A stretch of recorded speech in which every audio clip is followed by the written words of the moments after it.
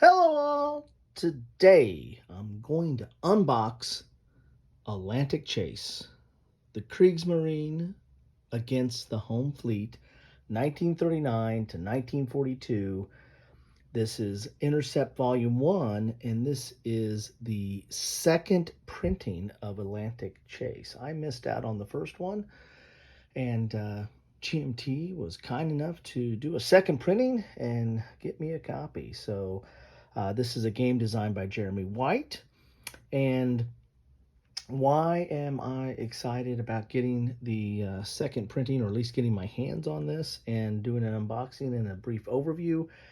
Well, this is a very unique World War II game, or in that regards, a very unique war game in a lot of respects, and we'll talk a little bit about that as we get into the box. But most notably, this is a Charles S. Roberts Award winner. In fact, it won several categories, including Best War Game and Best World War II War Game. Also got compliments or notoriety or awards for rules, and it's solitaire and cooperative play as well. Actually, it's got a solitaire play mode in it. So why all the accolades? Why all the awards for Atlantic Chase? A game designed by Jeremy White, who I've covered several of his games, and he typically does solitaire games or solitaire system games and does them in a unique way. And this game is no different in that regard. In fact, no different from being different, I guess I should say. This game is very different, and it can be played in multiple fashions, including solitaire and opposed, and performs well in all those different environments. So, why all the awards? Well, this is a novel design, the way that he is tackling naval warfare, or basically the lack of intelligence, or the lack of knowledge, or the fog of war in naval warfare. Vast open sea, and not knowing where your fleets are. This is really more from the perspective of the home fleet, or the home office, back in with their large boards and pushing ships and markers around on a big battle board, trying to figure out where their fleet's at and where the enemy's at, more so than it's from the perspective of admiral on the seas or a captain on the seas. And so, and again, we'll get into that when we get into the box. Let's look at the back, and there's a lot in here. This is a very hefty box, well worth the investment. And that's the different aspect as well. There's a lot of wood in this box, right? There's a lot of wooden markers and pieces, as opposed to counters. There's counters as well, but there's the primary unit, or the primary piece that you're using to marking your fleet, their fleet's trajectory and courses, is wooden bits.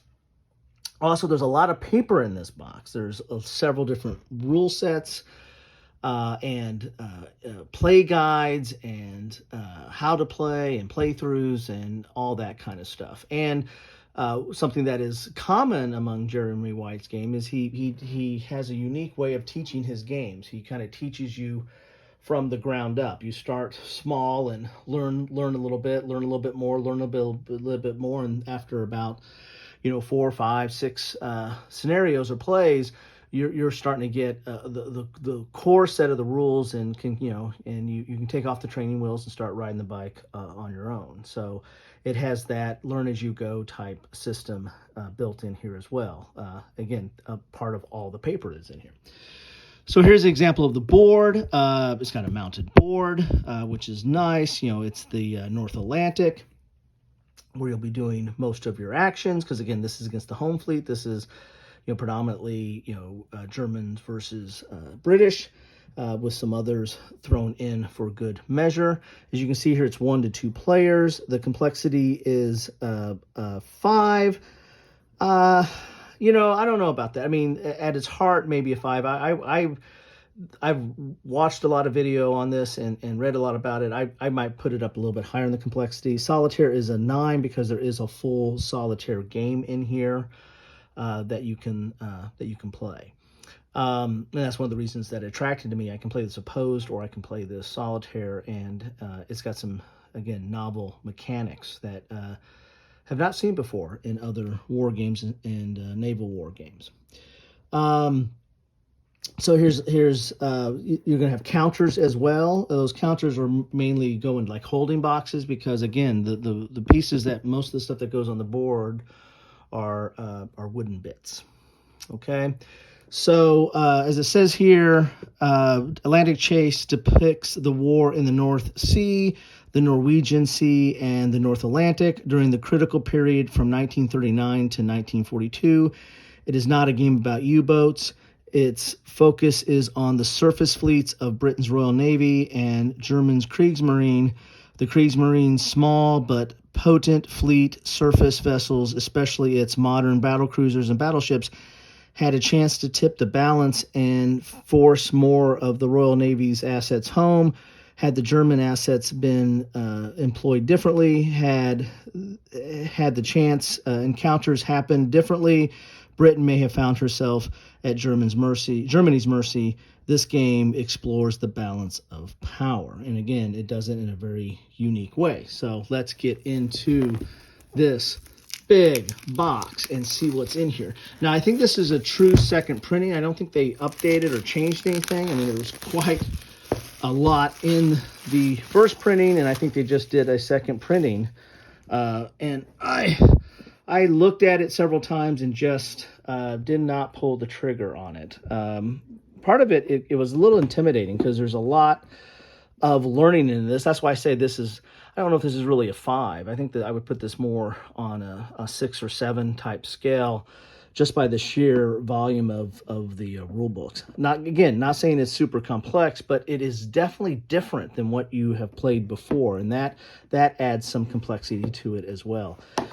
Nice, thick, this was one of those 3-inch boxes, very sturdy box because it needs it, because there's a lot of stuff in here. So here is the rule book. This is the beginning of the paper. The rule book is, which in this and this whole set of rule books, I think won the best rule book out of for the Charles S. Roberts. We're looking at 63 pages with the back page. 63 pages. And that's a 5 complexity? I don't know about that. Here's your table of contents on here. Again, it's a very nice rule book. Again, it's not your typical GMT rule book, because this is done in the vein of Jeremy White, and he's got a unique way of how he presents the rules. He kind of presents them the way the way you learn them. So it's full color, and you can see here there's a lot of space. I mean, it's 62 pages, but there's a lot of it that's taken up with examples, color examples. This is the core concepts, this whole trajectory concept. Again, you're going to be putting wooden bits on the board, and it's kind of a I don't know, it's a little bit of a Schrodinger's cat type situation. You're going to have this whole line of units or of your trajectories on the board, but you don't know where your ship's at, and you don't know where the enemy ship is at. You could be anywhere of those, and then as the game progresses, as time progresses, you can take these off, and so you can start locating where your ships really are, and where. And likewise, your opponent or the AI will be taking stuff off, and you'll be able to locate where it's at. And there's other ways to gather intelligence, like if you're near a coast or near some monitoring stations or some air recon, then you might be able to get a little bit more intelligence. But the core concept is this whole trajectory element, where you'll be putting these Catan roads on the board, and then trying to figure out, where is your ship, where is your fleet in that along that line, and you don't know. You don't know, and your opponent doesn't know, and that is the core of the game. Here's an explanation of the game board, all the different boxes and ports and holding boxes and what have you. Here's all the player components. So you have these task force, and again, you have those, you have wooden, long wooden pieces, and you have these little round cylinders. Those are kind of tell you your station. So when you do identify where something is at, it will be at station. So you don't have the long trajectory, but as long as you have several of those long wooden bits on the board, it could be anywhere along that trajectory. Here's your intel and contact markers. Again, that helps you narrow down the location. Stealth forces, leaders, ships, reinforcements. Then you have, here's the ships, here's the explanation of the ships. And again, those are normally held in holding boxes or task force boxes. We'll get to that. There's player aids for that. Here's an example of the task force display here. So all the ships in this that's under this single line here, those are the ships in that task force. This dual line here, that's the ships in that task force, and so on. So they're kind of kept in holding boxes. So here's concepts. We're on page 13 and we're still dealing with concepts because, again, this is a unique and different perspective on naval warfare, but also war games in general. Here's all this explanation about trajectories. And there's a play guide that will take you through. You don't have to read all the rules. It will take you through that portion of the rules you need to know for that scenario. And then you play it, and you can play it multiple times. And then some of them are really, really basic at the very beginning. But they're just trying to teach you the very, very basic core concept. Then they'll go to another scenario where you add on a couple more concepts. And then so on. You're using these as building blocks to learn how to play the game. So you don't have to read all the rules at one point. You're just reading those portion of the rules that the scenario asks you to read. Now so it has a learn as you go type system. But you could read the whole rules and just sit down and play it, or watch a lot of videos and then play it from there too. Here's the actions you can do: initiative, airstrike. It's 62 pages. However, a lot of images, big images, relatively large font here. This is not your old SPI 3-column small font type stuff. There's big font here. So very user-friendly is what they're trying to do here. And you basically get, what's interesting, you have like naval search, and then here's the example of naval search. So on these pages, you have engage and an example, and illustrated example. So again, it's all about how to learn and how to play and teaching you as you go. So again, that's probably why this ended up winning the award, because it is very user-friendly and kind of holds your hand as you're learning this game. So that is the rule book. And it's a gunnery results. It really is about as user-friendly as you get in a rule book. And then you have an index here on the back. Then you have the tutorial. So there you got a tutorial book, which is, how many pages is that? That is 55 pages, okay? So you got your whole tutorial here. You got tutorial episodes, designer notes, and this is the walkthrough of how to play the game. So you're going to have this explains how you set up a tutorial episode, and this is the first episode. And this is a very, very, very basic rule. It tells you what rules you need to read out of the rule book. It tells you how to play it. It tells you what the outcome is, and it gives you an example. Then you play it. And this is a real basic example. This is basically just how you take segments off of your trajectory, because you're kind of doing a race between two ships to get to port. And it's just about how you take stuff off, right? And see who goes there first. And it's playing off of the speed or the different speeds of the ships and how that comes into play. Very basic rules, this is something that after you've played it once, you'll probably never want to play this again. Or if you play it a couple of times, you get it down. But this is very basic. Then you're moving on to the next thing, right? And that's how it builds. Then you've got T2, tells you a little bit more rules. And what rules you need to read, what it is, what the outcome is, and then an example of it. And that's how this builds upon itself. And it just keeps building. There's a little bit more rules involved with this, so there's a little bit more examples. And they have full-page color examples on this. Here's T3.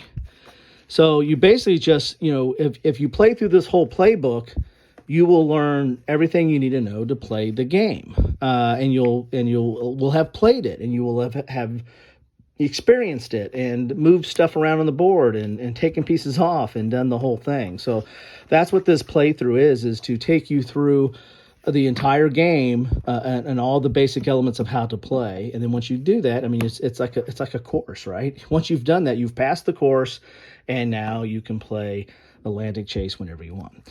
Here's the advanced battle rules. So this is something that's a little bit beyond the basic on how you might want to do if you want to use these advanced battle rules. And so they have some kind of optional rules in here, or a little bit more complex effects and combat and the like in here. So you can go advanced if you want to. Here's the solitaire scenarios. So you have a whole book of solitaire scenarios. This is 71 pages. 71 pages of solitaire scenarios. So one of the reasons why it won Best Solitaire Game is there is a full solitaire game in here. This is not just you can play it solitaire, or there's this built-in AI or something like that. This is a whole solitaire game. I mean, how often do you have 71 pages of a solitaire game in a book that's not solely solitaire? So these are all the different scenarios and how you play them. There's a little bit more charts and stuff in here because, again, you're dealing with you have to have an AI, so it's telling you what the other side does as you're playing it. So a little bit more complicated, but you get, again, a full solitaire game in the box. Then you have your two-player scenarios. So once you've gone through the tutorial, you know how to play this, and hopefully you've done some of it with your opponent so that you both know how to play, or maybe they've got their own version and they've gone through it. You can start playing the two-player scenarios. And there's different scenarios in here on that are based on historical events. That's why we play war games. And it kind of walks you through all the different things you need to do. And here's these holding boxes, and these are the different fleets. So you're going to be putting the counters in there, and this represents the station's going to be on the board until you, as you have a row of trajectories, until you eliminate all those and get down to where it's actually located. That's when you put the station on the board. So here's number 4. I mean, there's all kinds of different scenarios in here. Oh, there's a Rheinenbogen. This is the Bismarck. This is going after the Bismarck here. So there's the Bismarck and the Eugen right there. So very historical scenario there. So anyway, so you've got several scenarios in here of ranging complexity and the like. So, and that is, how many pages is that? That is 63 pages, and there's kind of a campaign game in here as well. So, look, that's more paper. There's a lot of trees that gave up their life for this game. That's just the paper that's in the game. Then we get some charts here. Here is a North Sea inset map, and then a Norwegian Sea. So you have these, they're a little bit thicker paper, but this is like inset maps for, I guess, closer in scenarios or conflicts. German force pool schedule. So this is for the campaign game to keep track of all the different, kind of your reinforcements or when stuff comes online. Here's the campaign player aid here. So you've got your different sequence. You've got the British force pool schedule for the campaign game, and then the campaign player aid for the British. Then you have a German task force display. So again, this is where the counters will live, and you'll have your station marker. Then you'll be putting these trajectories out, and then the station goes on the board when you eliminate all those trajectories. You got reinforcements here. You've got a little place to tell what your actions are. So a little reminder plus a reference to the rules. Nice little handy aid there. Now this is single-sided because this will be on the board off to the side. Here's the British task force display. Same kind of player aid. Advanced battle rules player aid. So you get a little bit more advanced rules. And this is a 4-page thick paper type of player aid here. Then you get this is the regular player aid. So this is the regular rules, common results, interruption results, initiative. Here's your action menu. So this is explaining all the different actions that you can do on your turn, and some a visual of it as well. So very, again, user friendly. And you get 2 of these because you play 2 players, so you get 2 of those. Very nice there. Then we get into the counters here. So here's an example of the counters. Very nice counters. But they don't go on the board, right? These are in holding boxes. So they might go on the battle board. We'll see that when we get to the board. And they are two-sided. We got some more counters here. You can see there's a lot more British ships than there are of the German or Italian. Then you have a lot of administrative markers as well. Dual-sided there. Then we get to the board. We'll do that last. Then we got the bits. So you got dice. And we got a big old bag of bits. And as you can see here, there's all kinds of different, these represent each of the different task force. So as you see here, this has a one line on it. So that's how to delineate it from a different task force that has the 2 lines on it there. The 2, barely see that there. And then they have their station markers as well. So you've got red, you've got white, you've got brown, you've got all kinds of, and they all represent different task force that are on those holding boxes there. So a lot of bits there. The whites you can see a little bit clearer because of the dark markings on there. So a lot of bits in this box there, but they all represent the different task force, and that is what goes on the board. So with that, let's get to the board and see what we have. Oh, geez, knocked that off there. Sorry about that. And it is sealed here. So if any of you have already played, I mean, this won a lot of awards, so somebody's played it, right? So let me know what you think. Again, I think the second printing, I don't know if they changed anything. I don't know if they corrected any errata or anything. I didn't really read up on that much. I just wanted to get my hands on it because I, was stupid and missed out on it the first time around. It had to go win a Charlie before it got my interest, right? Or win several Charlies. So this is the board here. Ooh, nice big board. It's the pair of pants board. See? It's a pair of pants. Okay, so let's pull this out here. I might have to go up Periscope to see the full effects of the board here. Here we go. And it puffs out a little bit, but I imagine that's gonna go down pretty quick. So this is the board. You're gonna be putting these task markers, trajectories on the on this board, and that's you're basically tracing out a path of where these fleets are going. But again, you don't know where they're at in that trajectory. There's a whole rules on how you figure that out, and that's really the game. There's a lot of charts on here, like your time-lapse charts. That's going to be you're going to be using that a lot. Interruption. You've got some turn markers here. You've got the whole battle board here. So when you have a battle, you can you take out the counters and you put them on this battle board. And you got far, near, and so you can set out how to do the battles and use the combat rules. All the charts that are on this side are also on that side, because it's to be played 2 players. So your torpedo, gunnery, breakaway, stealth attack, naval search, engage, airstrike, you're going to have that over there to be able to read it as well.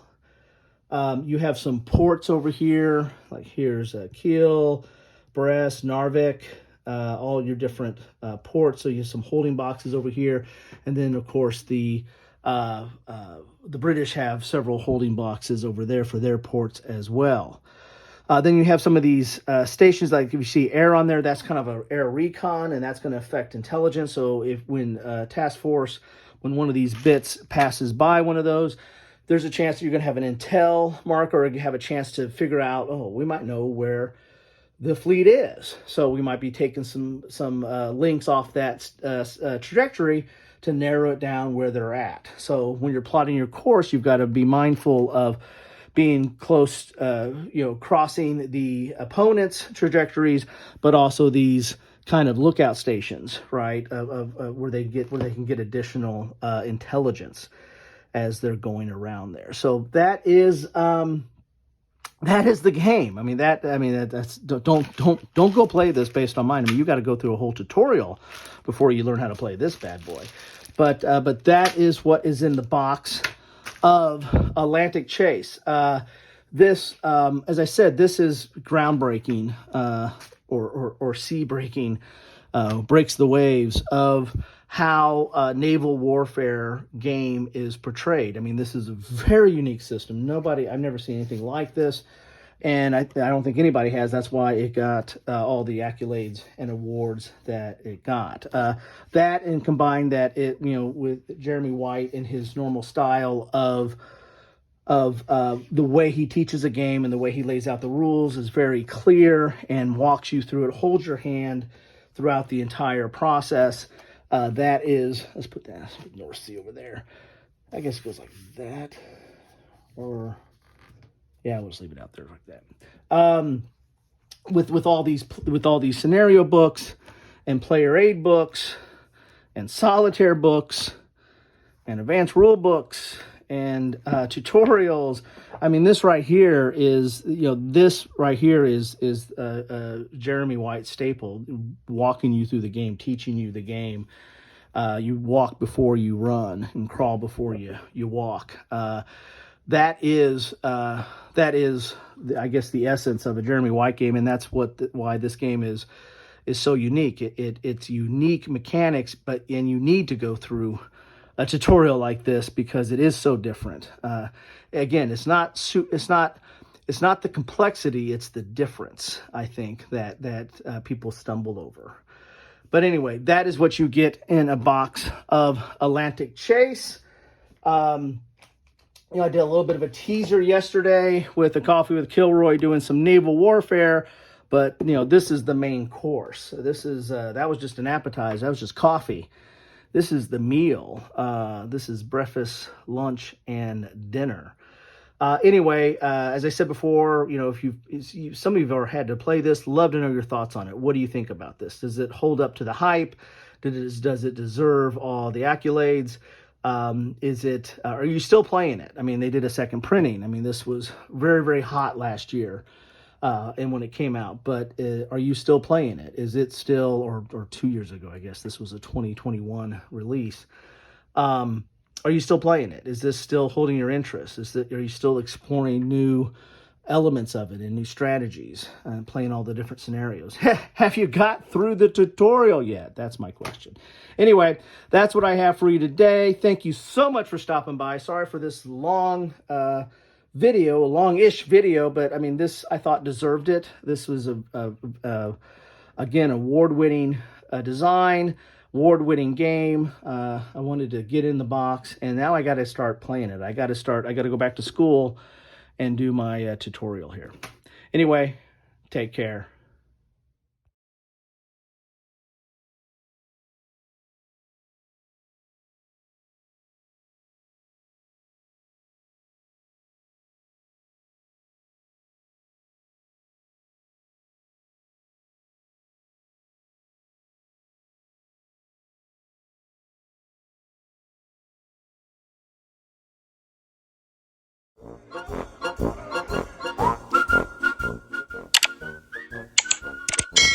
Thanks for watching.